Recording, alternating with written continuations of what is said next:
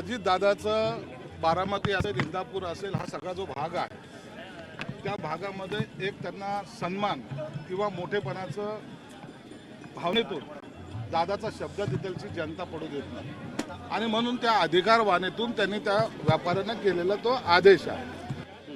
आदेश म्हणजे हा काही ते काही व्यापारी त्यांच्याकडे कामाला नाहीत किंवा ते त्यांच्याकडे बस नाही, परंतु त्यांचं असलेलं एक नातं जे प्रेम संबंधाचं नातं आहे त्या नात्याच्या अनुसरून त्यांनी काढलेले ते उद्गार आहेत. म्हणून त्याला अदरवाईज घ्यायचा काहीही प्रश्न नाही. पण निवडणुकीच्या काळात आम्हीच दाखवणं नाही. निवडणुकीचे जेव्हा जाहीरनामे प्रसिद्ध होत असतात त्यामध्ये अनेक जे काय भविष्यामध्ये करणाऱ्या गोष्टी आहेत किंवा तुमच्या तालुक्याचा विकास असेल, तुमच्या गावाचा विकास असेल, त्यासाठी आम्ही भरघोस निधी देऊ हे म्हणणं हे आम्हीच दाखवण्याचा प्रकार नसतो.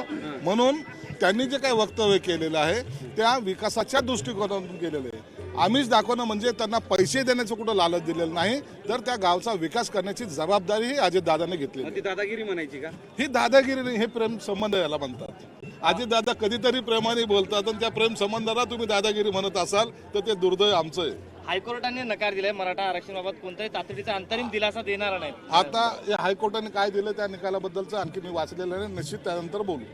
लग्न मंडप उभा आहे, लग्न मंडप उभा आहे, पण तुमचा नवरदेव आणखी दिसत नाही. लग्न मंडप होता, सगळे नवरदेव तिथं बसलेले होते. कॅमेरा त्या नवरदेवातला एक नवरदेव होणार आहे. आता त्याची घोषणा आज संध्याकाळी किंवा उद्या होईल.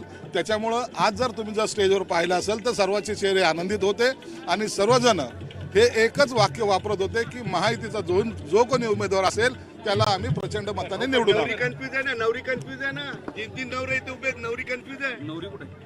नवरीचं मला काही समजलं नाही. नवरी नाहीये, ते मुलाचे आईवडील आहेत. मतदार हे मुलाचे आईवडील असतात, त्यांना नवरी म्हणू नका.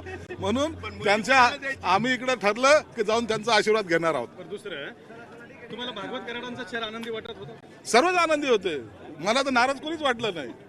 सर्व आनंदी होते आणि याच्यामध्ये कुणातही दुमत नाहीये, कोणी कुणावर नाराज नाहीये. सगळ्यांनी मनोमन ठरवलेलं आहे आपल्याला महायुतीचा उमेदवार निवडून आणायचा. उपस्थितांपैकी एकालाच मिळेल.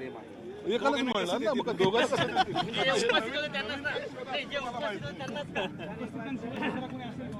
आता ते मी पाहिलं नाही स्टेजवर. एबीपी माझा, उघडा डोळे बघा नीट.